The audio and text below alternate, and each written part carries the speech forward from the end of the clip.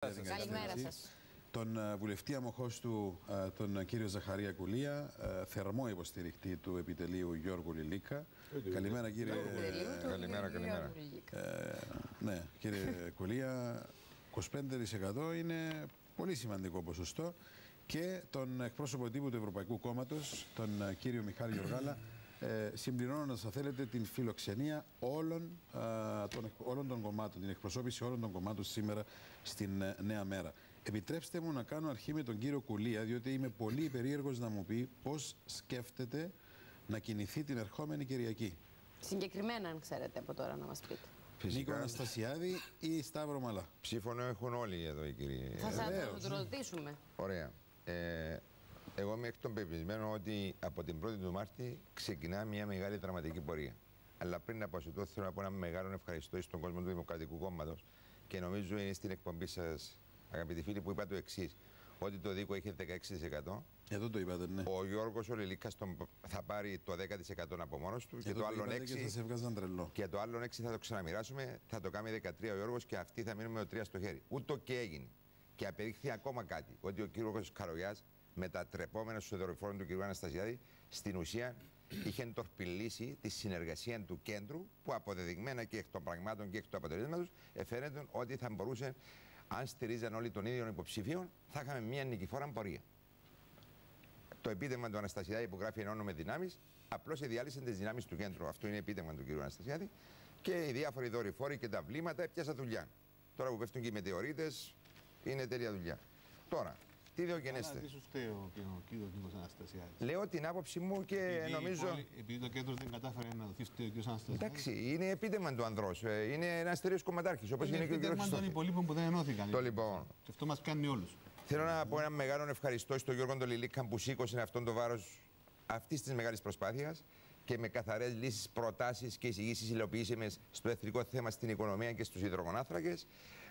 Έδωσε τις λύσεις, αλλά ο κόσμος επέλεξε αέραν κουπανιστών και την Πριτανία του σχεδίου ΑΝΑ. Τους είχε εδώ προηγουμένως. Πρόκειται για όλων των Πριτανίων των ανανιστών εδώ, είτε του σκληρού, ναι, είτε του μαλακού, ναι, και ούτω καθεξής. Επίσης θέλω να ευχαριστήσω όλους αυτούς, όχι μόνο του Δημοκρατικού Κόμματος, όλους τους ψηφοφόρους που ήταν από το Συναρμό, το Δίκο, το Ευρωκό, τους οικολόγους, τους ανέντακτους, που συστρατευτήκαν σε αυτήν την μεγάλη και σπουδαία πορεία. Και κάνει μου εντύπωση πώς κατάφερε ο Γιώργος ο Λιλίκας, έχοντας έναν μεγάλο λόγκο νέων ανθρώπων με σπουδαία ακαδημαϊκά προσόντα και έδωσαν το άπαντο δυνάμεων. Νομίζω δεν είναι τίποτε που δεν μπορέσαμε να κάνουμε.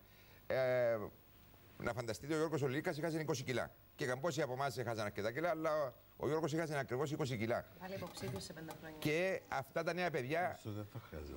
τα νέα παιδιά έδωσαν μια σπουδαία μάχη σε ολόκληρη την Κύπρο από πρωίας μέχρι νυχτός. Τώρα τι διογενέστε που φτάσαμε σε αυτό το σημείο? Ο τελευταίος άθλος, το τελευταίο κατόρθωμα του κυρίου Χριστόφια είναι ότι φεύγοντας από την Προεδρία, πάνω στην καμένη γη μας κληροδοτεί και μας κληρονομεί τον κύριο Αναστασιάδη. Και θα είναι, δεν έχω καμία αμφιβολία, ότι θα είναι ο επόμενος πρόεδρος. Δηλαδή πρικοδότησε τον καλά για να βγάλει και την υποχρέωση του κύριο Χριστόφιας που τον έκανε πρόεδρο ο κύριος Αναστασιάδης το 2008. Είναι κλήρη η ανταλλαγή προϊόντων. Θυμάστε παλιά τα κλήρη. Διούσαμε καπνό τη Ρωσία και δεν μας ποδηλατού και γερολόγια. Τώρα αντί να μας δώσει ποδηλατού και γερολόγια, εδώ είμαστε τον κύριο Αναστασιάδη. Περί αυτού πρόκειται και κυριολεκτό. Είναι... Άρα δεν τάσσεστε ούτε υπέρ Αναστασιάδη ούτε υπέρ Μαλά την δεύτερη Κυριακή. Θα ολοκληρώσω και τούτο, δεν αποφεύγω καμιά ερώτηση για να ξέρω. Το ξέρω. Εγώ λέω ότι χάσαμε μια σπουδαία και σημαντική μάχη για το μέλλον του τόπου και του λαού μας, αλλά ο πόλεμος δεν εχάθηκε. Εγώ καλώ όλους αυτούς που στήριξαν αυτή τη σπουδαία γραμμή να μείνουν σε αραγή ενότητα και ενωμένοι, διότι τα δύσκολα την 1η του Μάρτη ξεκινούν, για να νιώθουν τις ανάσες μας, τις αναπληρωές μας και τα χνότα μας πάνω στο σβέρκον τους. Διότι η σωστή και η σπουδαία πορεία για το καλό ενόμενο συμφέρον του τόπου και του λαού είναι η γραμμή που είχε ο Γιώργος ο Λιλίκας και στο εθνικό και στην οικονομία και στους υδρογονάθρακες. Άρα λοιπόν η ενότητα αυτού του σπουδαίου 25% αλλάζει τα πολιτικά δρόμενα, αλλάζει τον πολιτικό χάρτη και καθοριστική σημασία θα έχει και το τι θα γίνει στο συνέδριο του Δημοκρατικού Κόμματος. Αν εκλεγεί ο Νικόλας Παπαδόπουλος, αυτόν τον στρατόπεδο θα προχωρήσει. Αν όχι, τότε διαφοροποιούνται πλήρως τα πράγματα. Αποκλείεται τη δημιουργία νέου κόμματος από τον κύριο Λιλίκα? δεν είναι ώρα για τούτο το θέμα. Τώρα ώρα είναι τι θα γίνει λίγο παρακάτω. Και αν ήταν στο χέρι μου, είτε ο Μαλάς είτε ο Αναστασιάδης θα είναι πρόεδρος. Εγώ εκτιμώ, είπα σας ποιος θα είναι ο πρόεδρος. Και θα κληθεί και ο κύριος Ομήρου και ο κύριος Λιλίκας που ηγήθηκαν αυτές τις προσπάθειες να πούν την άποψη τους. Εγώ λέω να πάρουν το πρόγραμμα τους στο εθνικό θέμα, στους υδρογονάθρακες και στην οικονομία και να του πει: κύριε Μαλά, υιοθετείς το πρόγραμμα μου, να σε υποστηρίξουμε. Κύριε Αναστασιάδη, υιοθετείς το πρόγραμμα, να σε υποστηρίξουμε. Φυσικά, εμένα και να μου πούν να το υποστηρίξω, έτσι πιστεύω τους. Δεν τους έχω εμπιστοσύνη να το εφαρμόσω. Αλλά θα είναι μια προσπάθεια. Εσείς ως Ζαχαρίας Κουλιάς έχετε πει πάρα πολλές φορές, κύριε Κουλιά, ότι πρέπει να ψηφίσετε. Εσείς που θα προσθέτετε στις κάλπες στις 24 Φεβρουαρίου, τι θα ψηφίσετε? Να σου πω τώρα, ποτέ άσπρη κόλλα, έτσι. Έτω δαμέ. Θα τους γράψω ένα μεγάλο όχι και τους δύο. Αυτό θα κάνω και αν έπαιρναν από το χέρι μου να πάνε και το 25% να γράψει ένα μεγάλο όχι, θα το έκανα ευχαρίστως. Όμως, ό,τι και να γράψει ο Κουλίας ή αυτοί που πιστεύουν στη διαγραμμή, πρόεδρος της Δημοκρατίας θα είναι ο κ. Νίκος Αναστασιάδη. Και θέλω να πω ακόμα κάτι για να κλείσω, για να μην τρώμε τον χρόνο. Μια συνεργασία που έγινε επί κυρίου Κληρίδη.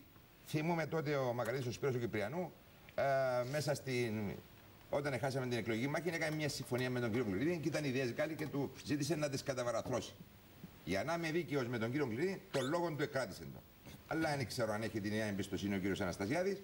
Ο κύριος Αναστασιάδης πιστεύω ότι δεν την έχει, διότι είπε: εγώ δεν ζητώ συγγνώμη για το σχέδιο, γιατί το είδε να εφαρμόζει στην πράξη. Εν είδε τους υδρογονάθρακες που ήταν να τους πιάνουν οι Τουρκικοί Εγγλέζοι και περιπέζει ματσούρα περίπου, εν ολίγης. Είναι ανατρέψιμο το 45-46 με το 25 του κύριου Μαλά? Λέτε να κερδίσει ο κύριος Μαλάς στο τέλος, αφού όλο εκπλήξεις βλέπουμε. Αν αρχίζει για να τελείω ο ήλιος που τη δύση, είναι να τον ανατρέψει. Το έχουμε δει. Εδώ είναι λίγο φαϊνότερο. Μα κύριε Λέισον, το μόνο πράγμα που απεδείχθη εκ των πραγμάτων ότι μεταξύ, αν πάει Μαλάς Αναστασιάδης, το καλύτερο μπεσκέσι δώρο για τον κύριο Αναστασιάδη να κάνει μια μπουτσάν ήταν ο Μαλάς. Και δεν νομίζω να χρειάζεται και πολύ πολιτική διορατικότητα ή γνώμες και μασκαρλίκια. Ενώ κερδίσαν κάνει άνεμο και καπνό. Και αν ήθελε, ακούστε, λέω έτσι με έντονο τρόπο για να είναι κατανοητό. Αν ήθελε η ηγεσία του ΑΚΕΛ να έχει πρόθεση, έπρεπε τουλάχιστον για να κάνουν και η διαφορά, έπρεπε από το ΑΚΕΛ να βάλει έναν του όχι. Π.χ. Νίκον Κατσουρίδη, που είχε ο Σατσάνουν ο άνθρωπος. Ποιον έβαλε? Γιατί δεν έβαλε το δικό του? Να έχουν και εκείνοι που υποστηρίζουν να το έχει μια επιλογή, ρε παιδί μου, στο τέλος της ημέρας. Εδώ, ξέρετε να πούμε ο Ρόδος Χάνη. Απορρίψει το σχέδιο, ρε κοπελιά. Εγώ να σας το φέρω και να σας το ξαναφέρω. Έφερε μας το με τον κύριο Χριστόφια, έκαμε το 50% της δουλειάς και έφερε μας το με τον κύριο Αναστασιάδη. Αλλά λέει σου, μην πάθει τίποτε μη κακό του κύριο Αναστασιάδη, να έχουμε και τον Μαλάν Αντάρκα. Τα πισώ. Μα αυτά που συνέβησαν, κάνουμε εντύπωση ο λαός μας δηλαδή. Πού φτάσαμε, πού καταλήξαμε, τι επάθαμε δηλαδή. Δηλαδή υπάρχει πιο ξεκάθαρο μήνυμα από τούτο? Δεν ξέρω, γράμματα ξέρουμε. Έχουμε και καμπόσους επιστήμονες. Και είδα και τους που μαζεύονται γύρω από τον κύριο Αναστασιάδη, σαν τους που είχατε προηγουμένως δαμε, βάλω το σταυρό μου από πρωί μέχρι νυχτό, λέω, μα τι έπαθε τόσο λαός?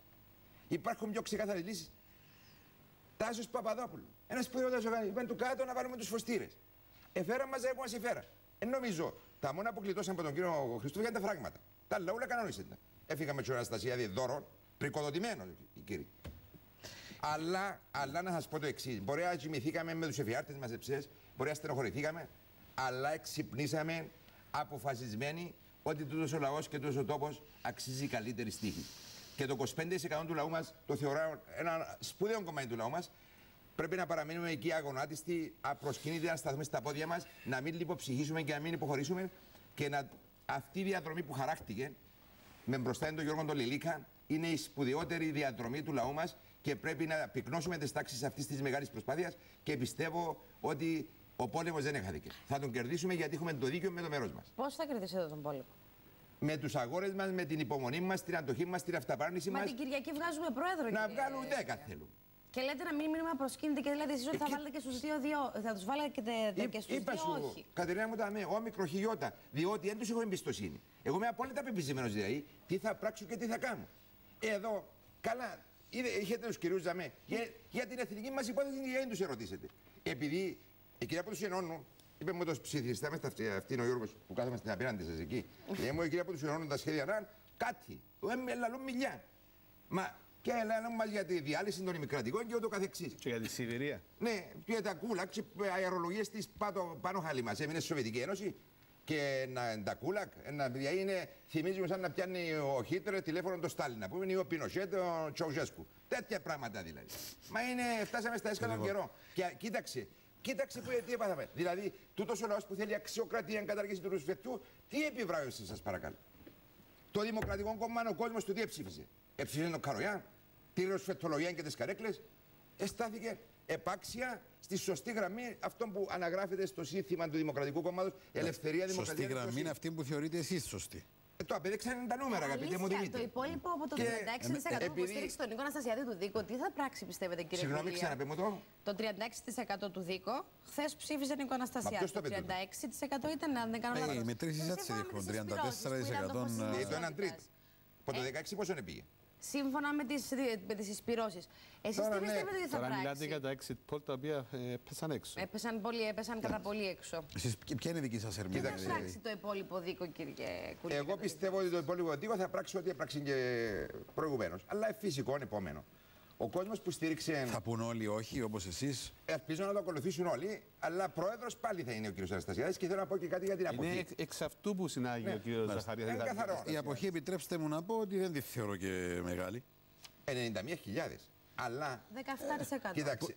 16,8%. Ίσως επειδή την υπολογίζαμε πιο μεγάλη. Αλλά οι μηχανισμοί των κομμάτων. Ποιος την υπολογίζει πιο μεγάλη? Όλες οι δημοσκοπήσεις την έβαλαν στο 10%. Και όλοι αυτοί οι καλοπληρωμένοι που φέρνονται και από την Ελλάδα, δεν έχω τίποτε με τους ανθρώπους εκτιμητές, μηδενός εξαιρουμένου. Εγώ δεν πληρώσαμε κανένα από ό,τι ξέρω. Ναι. Χρωστά. Καλοπληρωμένοι γενικώς άνθρωποι, εντάξει. Σοβαροί άνθρωποι, δεν λέω ότι είναι σοβαροί άνθρωποι. Εκτιμούσαν την αποχή στο 10 με 12%. Το ότι πήγε στο 17% ήταν και αυτό μια από τις εκπλήξεις, πιστεύω. Αλλά με στην αποχή, να ξέρετε, υπάρχουν και επιτίδοι ουδέτεροι. Καμπόσοι πιάνουν το αεροπλάνο και πήγαν ταξί να μην ψηφίσουν. Μήπως και. Τι το όνομα τους, ας πούμε. Και αδιάφοροι και επιτίδοι. Αύριο το είναι να στραφούν πίσω.